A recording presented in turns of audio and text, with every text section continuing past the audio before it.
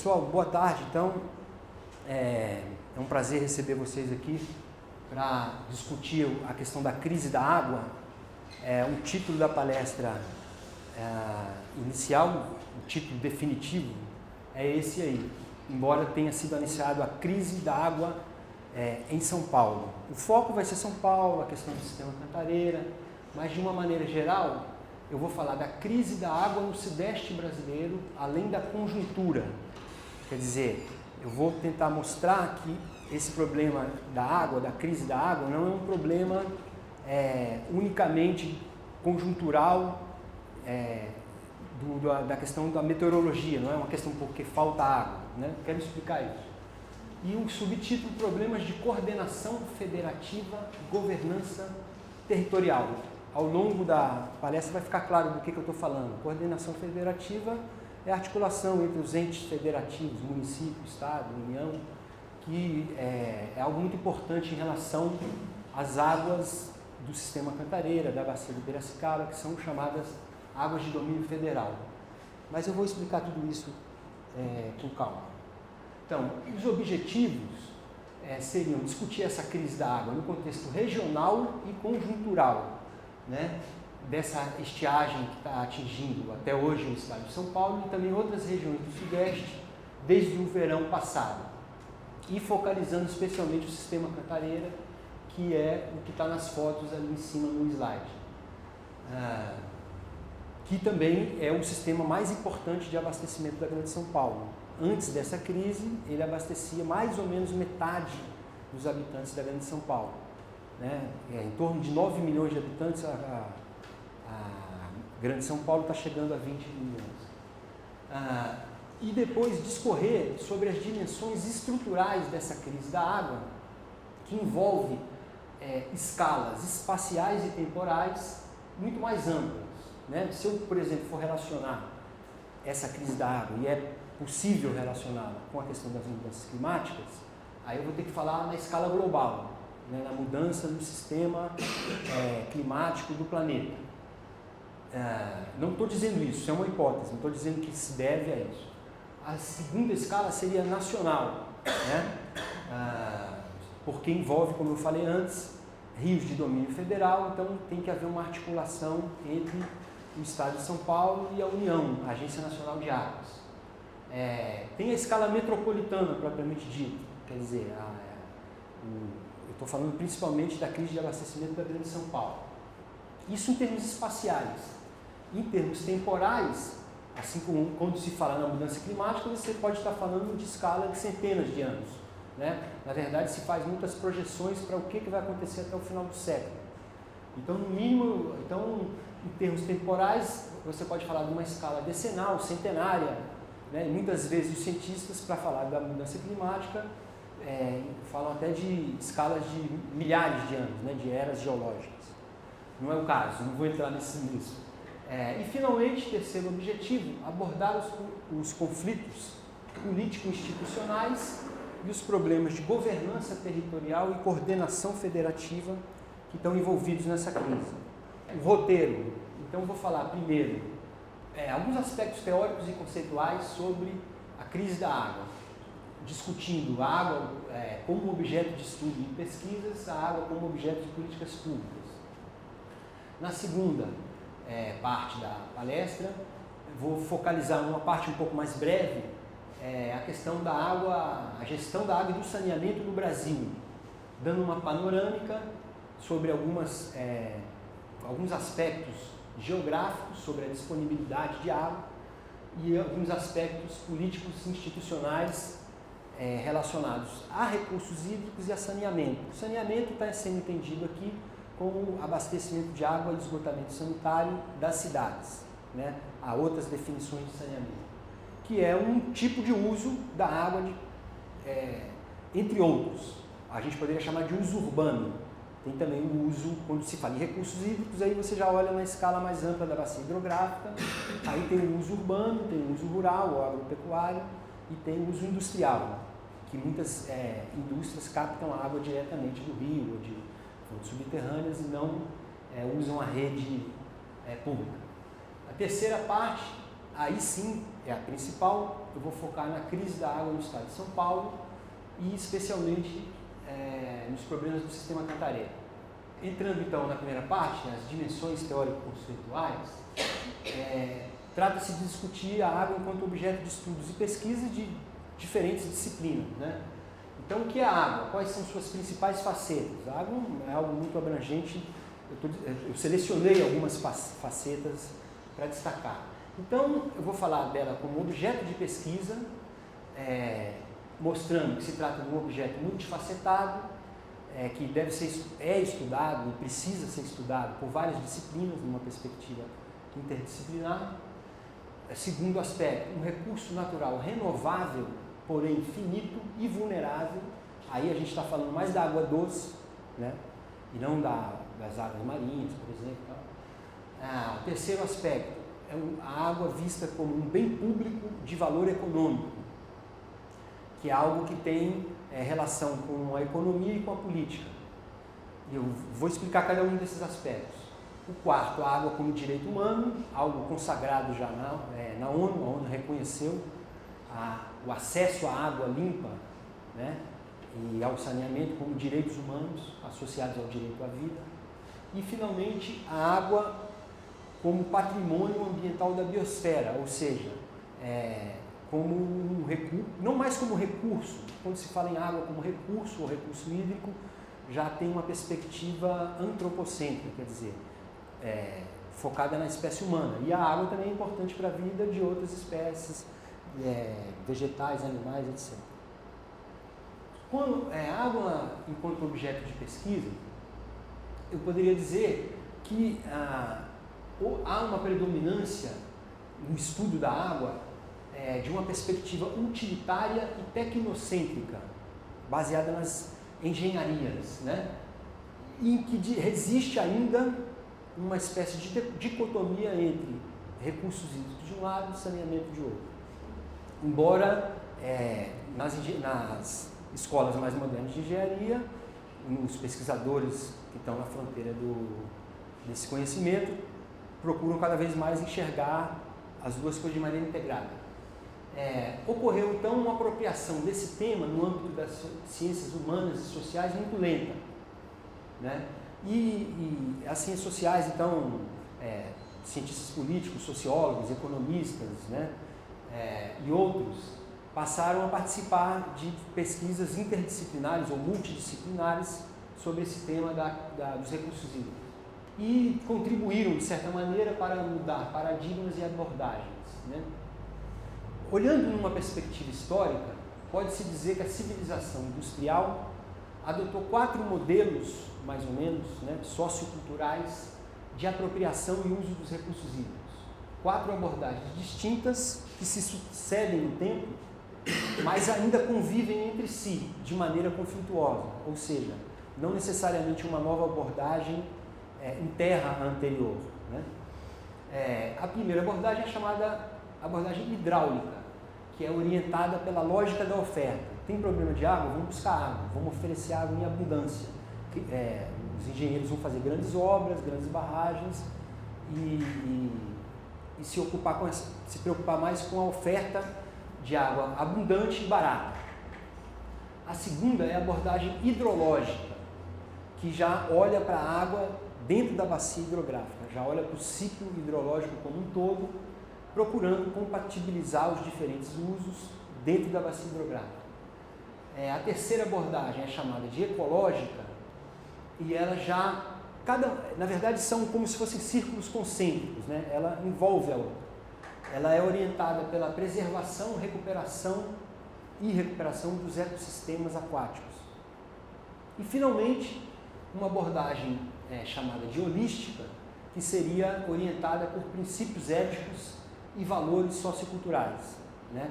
Que olharia para a água, por exemplo, olharia para um rio, em vez de pensar, não, vou fazer um barramento aqui, só que eu olharia assim, tem as cataratas do Iguaçu, tem que deixar aquilo intacto, aquilo é um patrimônio da humanidade, em termos estéticos, em termos paisagísticos. Não interessa que pudesse gerar uma energia maravilhosa que sustentasse o Brasil durante muitos anos, né? Então, essa perspectiva é chamada holística.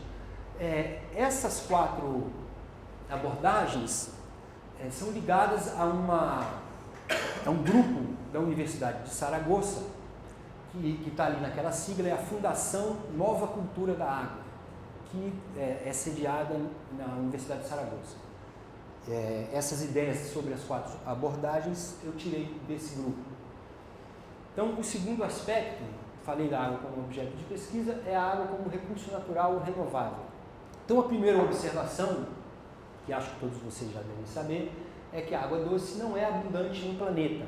Ela representa, na verdade, em torno de menos de 3%, coloquei aí, na verdade, em torno de 2,5% da quantidade total de água que existe no planeta.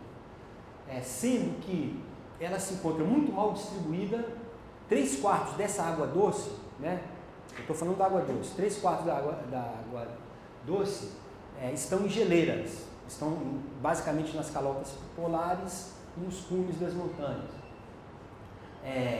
E muitas vezes também em lençóis subterrâneos e aquíferos muito profundos, não necessariamente, cuja exploração não necessariamente é economicamente viável. Ou seja, a conclusão que está no segundo ponto ali, somente 0,5% da água do planeta, da água doce do planeta, está disponível de maneira economicamente viável para uso da humanidade e de outras espécies. Esses mananciais limitados têm sido utilizados de uma maneira predatória, têm sido superexplorados e também poluídos por esgotos urbanos e industriais.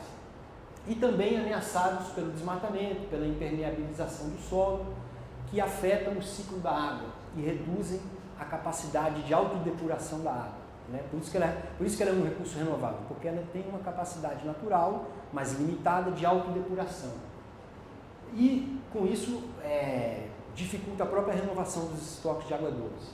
Outra coisa que eu não falei é que os hidrólogos, os geólogos falam de recursos hídricos abordando a água renovável, justamente. E muito no ciclo da água, 80% das chuvas chovem no oceano. Então não são aproveitadas, não alimentam os rios e lagos dos continentes, né? Então é um recurso natural renovável, existe o ciclo da água, mas ele não é um ciclo perfeito do ponto de vista das necessidades humanas. Além disso, além dos mananciais de água doce, as águas marinhas e salobras dos mangues e outros ecossistemas aquáticos também têm sido contaminadas por poluição urbana e industrial, por ocupação das bacias. Então, segundo a própria ONU, diversos relatórios da ONU, a própria hidrosfera como um todo estaria ameaçada. Né? Quando se fala em hidrosfera, olhando o planeta de fora, é como se ele tivesse várias camadas. Então, a primeira camada é a litosfera, a camada das rochas. A segunda seria a hidrosfera, por cima uma camada, a biosfera, mais ou menos se superpondo, até chegar na atmosfera. Alguns falam também na criosfera, que é justamente a esfera do gelo. Né?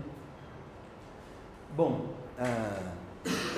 então a própria hidrosfera, segundo a ONU, estaria ameaçada. Se fala numa crise global da água. Terceiro aspecto, a água como bem público de valor econômico. Aí é o seguinte, no ordenamento jurídico da maioria dos países, inclusive do Brasil, não existe um dono da água. Né? Existem direitos de uso sobre a água, normalmente otorgados pelo Estado. Seja pelo Estado, seja pela coletividade rural territorial que tem esse domínio da água. No Brasil, como eu falei antes, existem águas, desde 88, desde a Constituição de 88, existem águas de domínio estadual e águas de domínio federal. As águas de domínio estadual é quando um rio, por exemplo, como o Tietê, nasce no estado e corre inteiramente dentro desse estado. Então ele é um rio de domínio estadual. E um rio de domínio federal é quando ele nasce num estado e corre para o outro, ele faz fronteira entre dois estados, ele faz fronteira entre o Brasil e outro país, ou ele nasce em outro país e corre para dentro do Brasil, nasce no Brasil e corre para o outro. Qualquer uma dessas situações envolve a união são águas de domínio federal. E além do mais, de maneira um pouco meio polêmica, sem muita explicação técnica, a Constituição também considerou as águas subterrâneas como águas de domínio estadual, o que é uma coisa que não faz muito sentido. Quando se pensa que o aquífero Guarani, por exemplo, começa aqui na região de Ribeirão Preto, passa pelo Uruguai, Argentina e tal, né?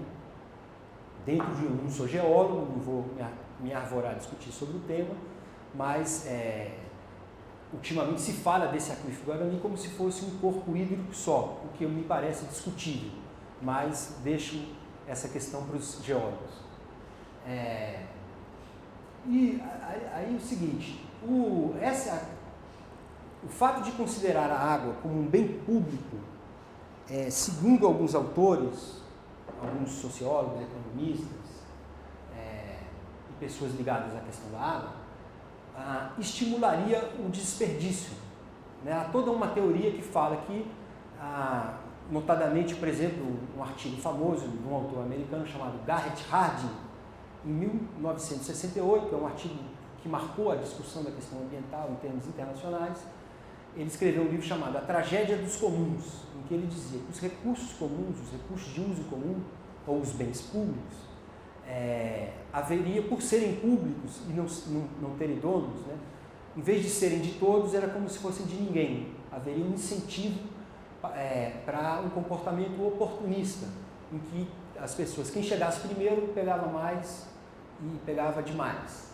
Então, dentro dessa discussão toda, na Conferência de Dublin, capital da Irlanda, em 1992, uma das primeiras conferências da ONU sobre recursos hídricos, recomendou adotar um princípio de que a água é um bem dotado de valor econômico para todos os seus usos, tendo em vista criar incentivos econômicos para uma utilização racional.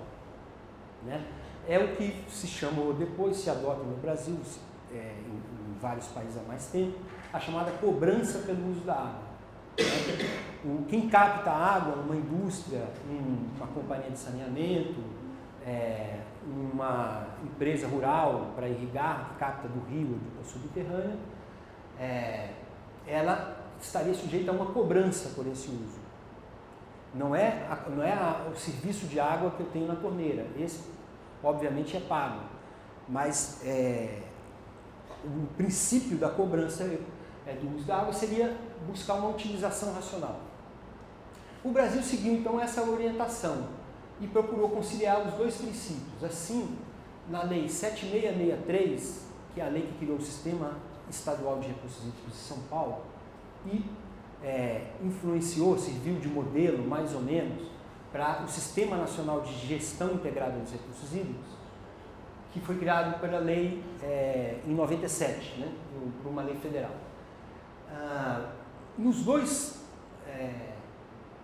Nas duas leis, mas principalmente a primeira, na lei que criou o Sistema Estadual, ela preconiza, no artigo 3º, o reconhecimento da água como um bem público dotado de valor econômico, cuja utilização está sujeita à cobrança dos usuários diretos. Né? Então, o usuário direto é aquele que capta a água diretamente na natureza. Nós, consumidores, seríamos usuários indiretos, mas naturalmente haverá repasse desses custos para os usuários indiretos. Outro aspecto, água como direito humano. Bem, aí são em várias etapas a ONU foi aos poucos reconhecendo isso. Primeiramente, na Assembleia Geral das Nações Unidas do ano 2000, né, houve um acordo entre todos os países sobre 8 Objetivos de Desenvolvimento do Milênio, né, chamado ODM. E entre esses, o 7º desses objetivos, cada um deles se desdobrava em submetas ou subobjetivos. Previa cortar pela metade a população mundial sem acesso seguro à água potável e ao saneamento até 2015. Foi uma meta modesta, né? Não foi a meta universalizar, mas cortar pela metade a população que naquele momento não tinha acesso à água limpa, à água segura. Em 2002, o Conselho Econômico e Social da ONU defendeu o reconhecimento do acesso à água segura em quantidade suficiente para uso pessoal junto ao domicílio como um direito fundamental, um direito humano fundamental, associado ao direito à vida. E também na questão dos objetivos do milênio, todos os objetivos, de uma maneira ou de outra, houve um reconhecimento que estavam relacionados direta ou indiretamente à água. Por exemplo, se falava que um dos objetivos era promover a igualdade de gênero nas sociedades, a igualdade de oportunidades entre o homem e a mulher, e de uma certa maneira existe culturalmente uma questão de gênero associada à água.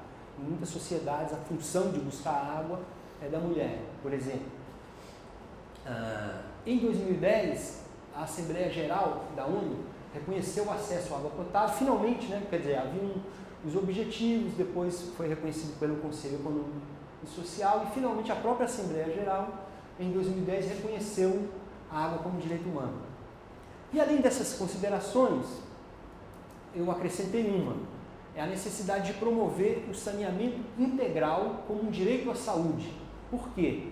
Porque nós estamos falando de água potável, de água doce, né, de água limpa, mas o outro lado da moeda é que a água é um dos principais veículos de contaminação, de doenças. Em termos mundiais, varia de país para país, mas há estatísticas que dizem que na população mundial, cerca de metade das internações hospitalares estariam relacionadas a doenças de veiculação hídrica. A questão da mortalidade infantil também, vários desses aspectos. E além disso, a água também, a água de enchente, né, ela é causa de muitas doenças e também desastres e mortes. Por exemplo, dentro da noção de saneamento integral, antigamente, como eu estou avançando numa discussão que aparece no slide adiante, no Brasil se falava em saneamento básico, como sendo abastecimento de água e esgotamento sanitário. Pensado muitas vezes só como coleta e afastamento de esgoto, sem tratamento. Eram as prioridades, né? Hoje em dia, há uma outra definição, há uma lei da qual eu vou falar adiante, que considera que o saneamento básico também envolve a drenagem das águas urbanas, a drenagem no manejo das águas pluviais e também a questão dos resíduos sólidos, da limpeza urbana e da coleta de lixo. Por quê?